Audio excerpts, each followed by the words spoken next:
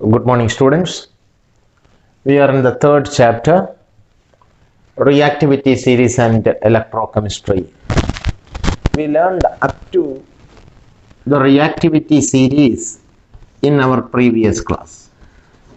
We learned up to a reactivity series. And I think all of you have a clear idea about reactivity series. It is a series of arrangement of metals based on the decreasing order of their reactivity. And the series is potassium, sodium, calcium, magnesium, aluminum, zinc, iron, nickel, tin, lead, hydrogen, copper, silver, gold. Potassium, sodium, calcium, magnesium, aluminum, zinc, iron, nickel, tin, lead, hydrogen, copper, silver, gold.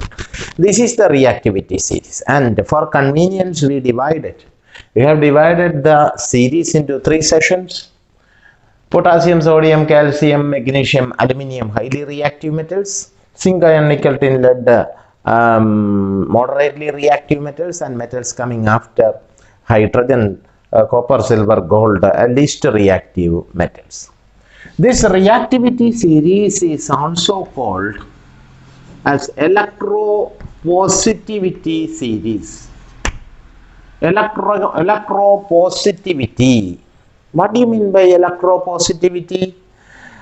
We know that atom as a whole is a neutral because every atom consists of equal number of positively charged protons and negatively charged electrons. During chemical reaction, metals normally try to lose electrons, tend to lose electrons, and they become positively charged ions. That tendency to lose electron and become positively charged ions is called electropositivity. Electropositivity is the common property seen among metals. Therefore, metals are called electropositive elements. Metals are called electropositive elements because electropositivity is quite common among the metals.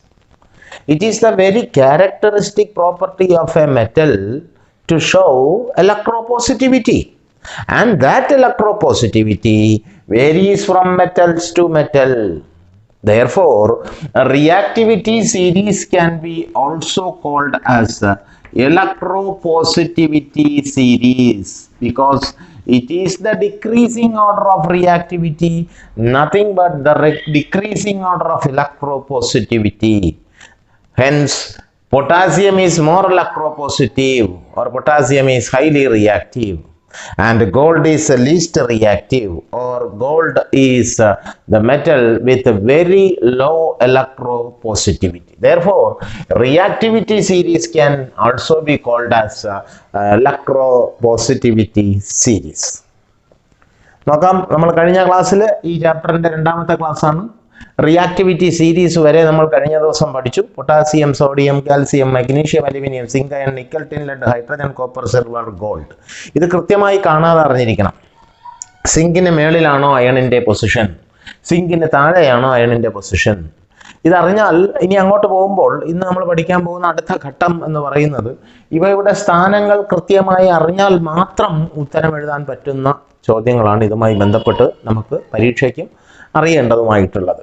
ഇപ്പോൾ reactivity സീരീസിൽ മെറ്റൽസിന്റെ decreasing order of റിയാക്ടിവിറ്റിയുടെ ക്രമീകരണം, ascending order of reactivity, കൂടിയതിൽ നിന്നും കുറഞ്ഞതിലേക്കുള്ള പ്രതിപ്രവർത്തന ശേഷിയുടെ പട്ടികയാണ് reactivity series. ഈ പട്ടിക പരിശോധിക്കുമ്പോൾ ലോഹങ്ങളെയാണ് അവിടെ ക്രമീകരിച്ചിരിക്കുന്നത്.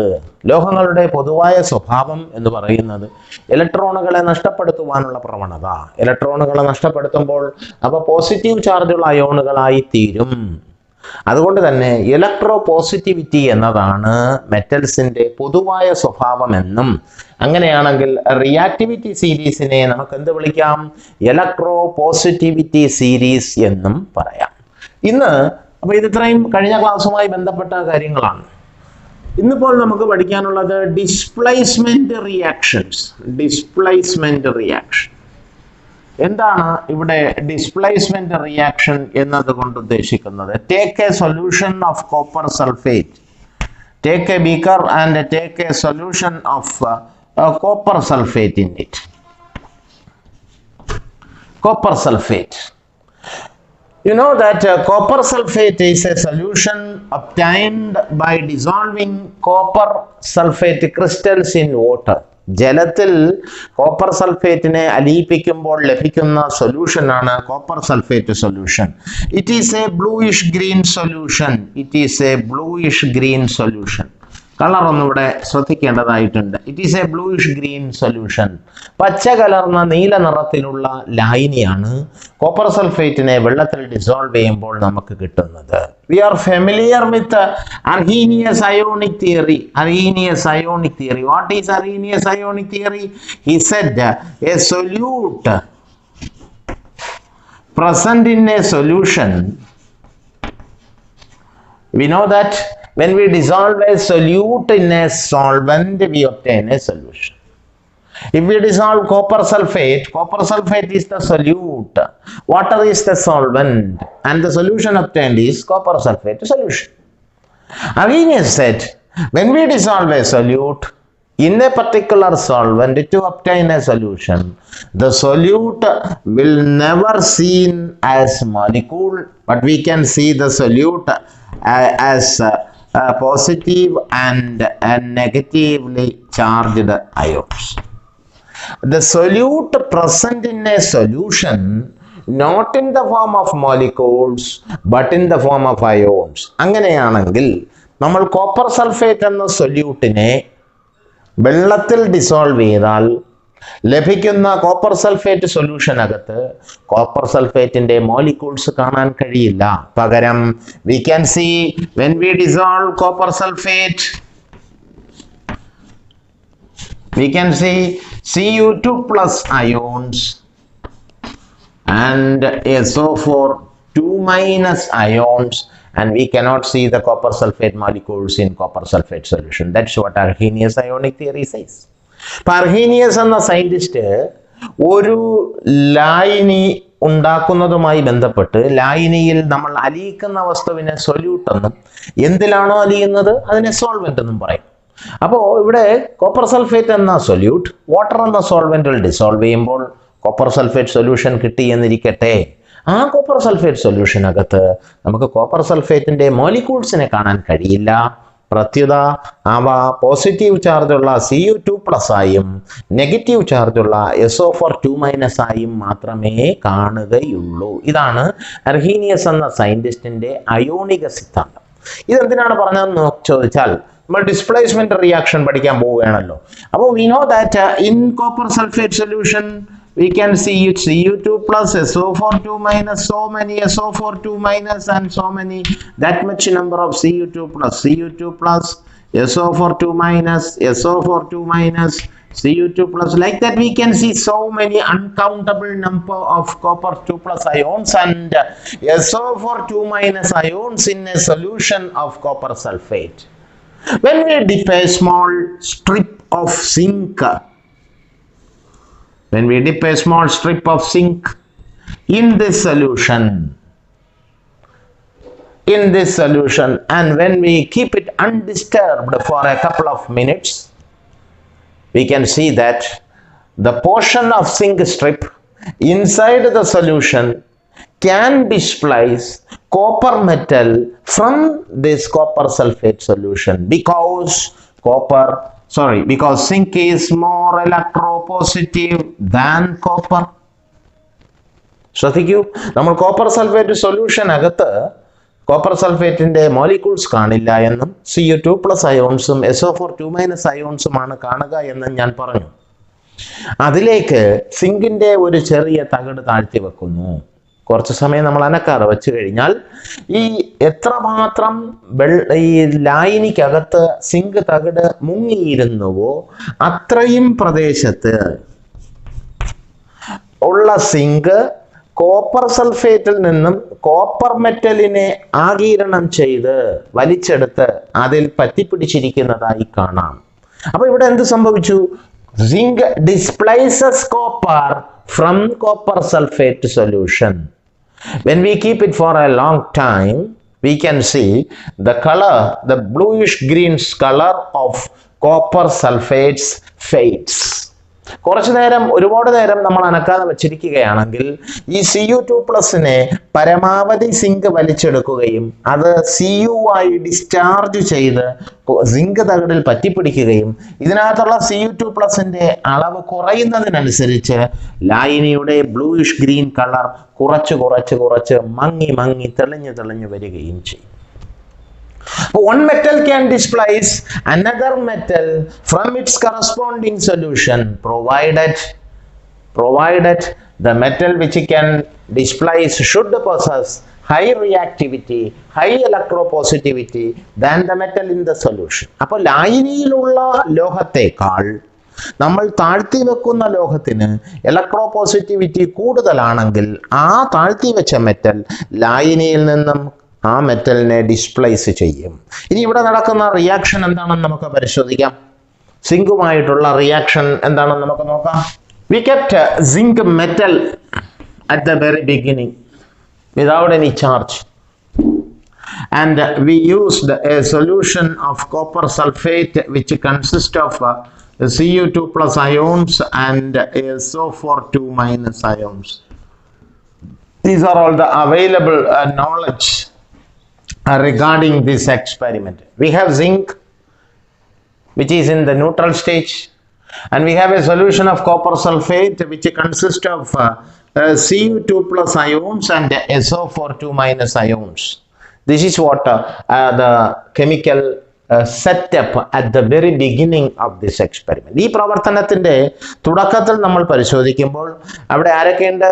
സിങ്ക് മെറ്റൽ ഉണ്ട്, സൊല്യൂഷനകത്ത് Cu2+ അയോൺസ് ഉണ്ട്, സൊല്യൂഷനകത്ത് തന്നെ SO4 2- അയോൺസും ഉണ്ട്. ഇവിടെ നടക്കുന്ന ഡിസ്പ്ലേസ്മെന്റ് റിയാക്ഷൻ പരിശോധിക്കുമ്പോൾ സിങ്ക് 2 ഇലക്ട്രോണുകളെ ആർക്ക് വിട്ടുകൊടുത്തു? കോപ്പറിന് വിട്ടുകൊടുത്തു. അപ്പോൾ Zn become Zn2+. Copper receive those 2 electrons, then Cu2+ become Cu. This Zn2+ combines with the SO4 2- to form ZnSO4. Then ZnSO4 plus Cu. So listen, the element become ion, and the element in the solution gets discharged as the ion of the element in the solution gets discharged as respective metal. അപ്പോൾ copper sulphate solution അകത്തുണ്ടായിരുന്ന Cu2+ അതിനേക്കാൾ ഇലക്ട്രോപോസിറ്റിവിറ്റി കൂടിയ സിങ്കിൽ നിന്നും 2 ഇലക്ട്രോണുകളെ വാങ്ങിക്കൊണ്ട് Cu2+ Cu ആയി മാറി. Zn2+ അപ്പുറത്തുണ്ടായിരുന്ന SO4 2- ചേർന്ന് ZnSO4 ആയി. അപ്പോൾ displacement reaction, one metal can displace another metal only if the metal which can displace should possess high electropositivity, high reactivity than the metal in the solution.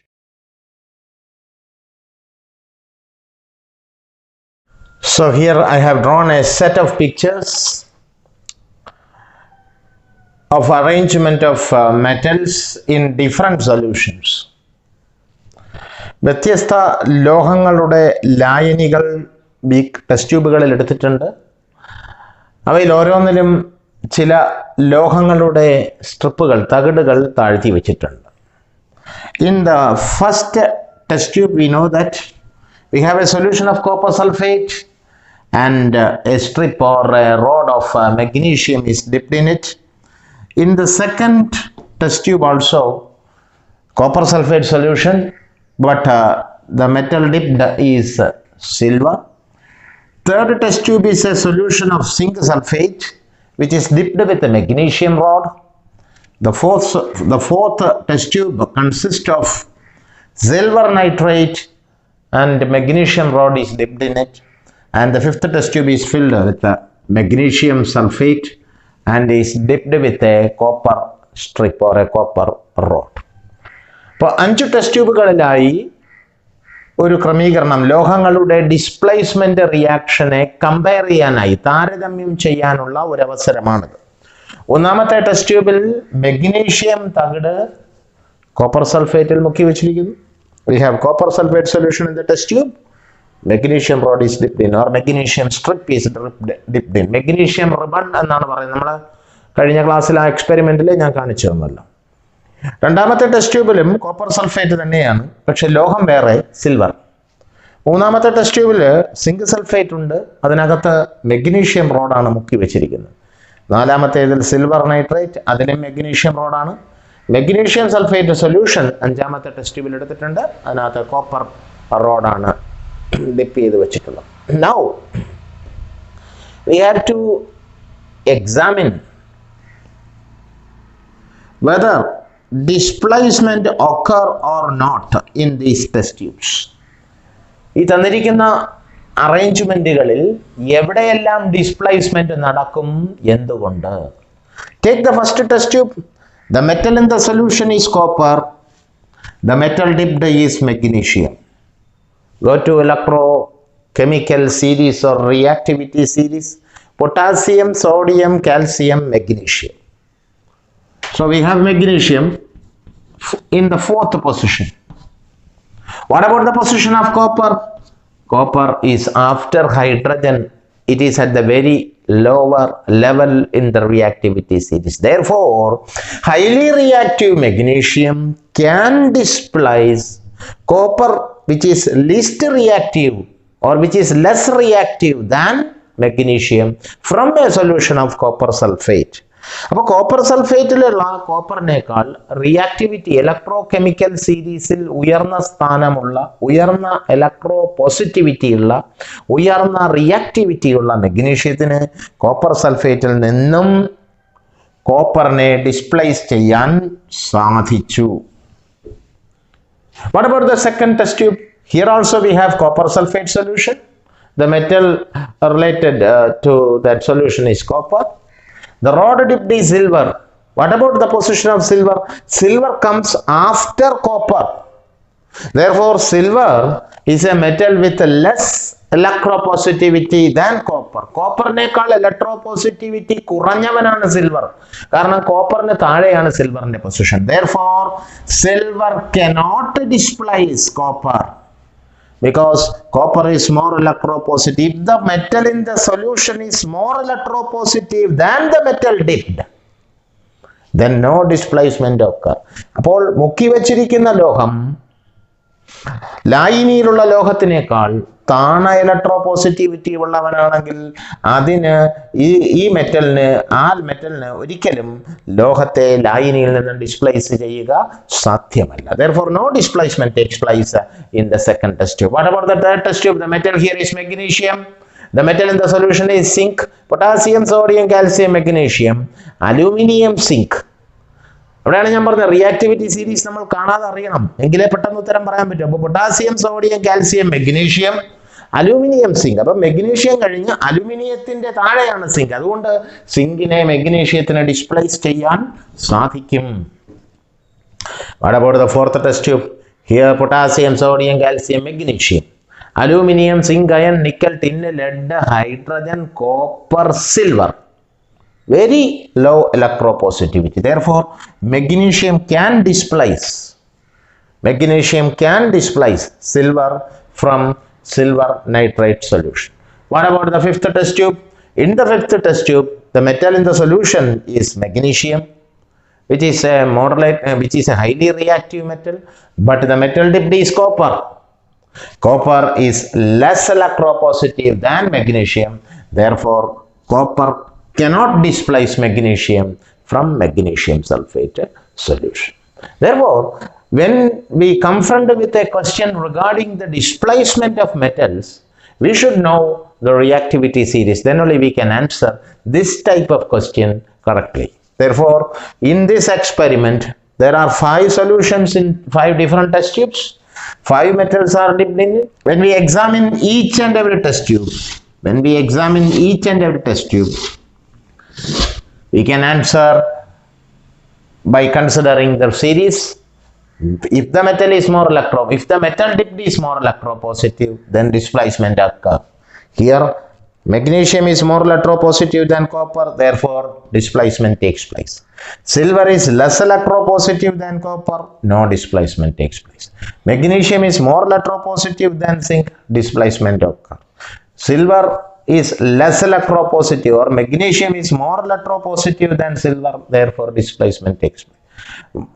Magnesium is more electropositive and copper is less electropositive, therefore no displacement occur.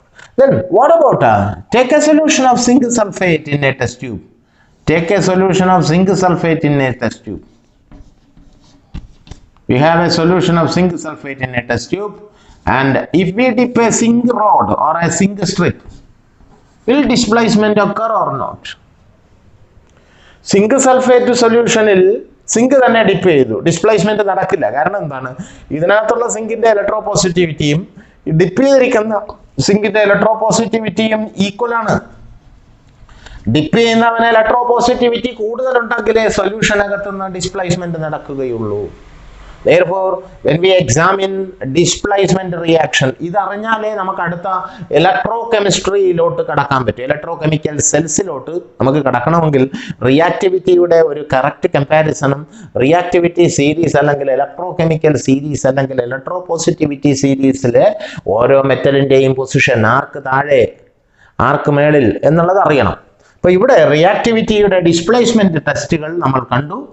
ഈ ആർക്കൊക്കെ displace ചെയ്യാൻ പറ്റി എന്നുള്ളത് വ്യക്തമാണ്. ഇവിടെ ഇപ്പം നോക്കൂ, zinc sulphate തന്നെയാണ്, സിങ്ക് തന്നെയാണ്. അപ്പം ഇതിനകത്തുള്ള സിങ്കിന്റെ ഇലക്ട്രോപോസിറ്റിവിറ്റിയും ഈ സിങ്കിന്റെ ഇലക്ട്രോപോസിറ്റിവിറ്റിയും ഈക്വലാണ്. ഇതുമായി ബന്ധപ്പെട്ട് നമ്മൾ ഡെയിലി ലൈഫിലെ ആപ്ലിക്കേഷൻ ക്വസ്റ്റ്യൻസ് നമുക്ക് വരാം. ഇപ്പൊ പരീക്ഷയ്ക്ക് ചോദ്യം വരികയാണ്, it is not advisable to fix an iron sheet using a copper nail. ഒരു ഇരുമ്പ് ഷീറ്റിനെ ചെമ്പ് തകിട് കൊണ്ട് അടിച്ചുറപ്പിക്കുന്നത് നല്ലതല്ല. വിശദീകരിക്കുക ഇലക്ട്രോ കെമിക്കൽ സീരീസിന്റെ സഹായത്താൽ അല്ലെങ്കിൽ റിയാക്ടിവിറ്റി സീരീസിന്റെ. അപ്പൊ അവിടെ നമ്മൾ നോക്കുമ്പോൾ the position of iron is here, the position of copper is here. അപ്പൊ നമ്മൾ ഒരു അയൺ ഷീറ്റ് ഉണ്ട്, അതിനെ ഞാൻ കോപ്പർ നെയിൽ കൊണ്ട് അടിച്ച് ഉറപ്പിച്ചു എന്നിരിക്കട്ടെ. അതൊരിക്കലും ചെയ്യാൻ പാടില്ല എന്നാ പറയുന്നത്. കാര്യം എന്താ? Iron is more electropositive than copper. Here we have copper nail, here we have copper. The metal here is iron, which is more electropositive. Iron is more electropositive than copper. Therefore, the iron atom surrounding the copper nail used to donate electrons to copper.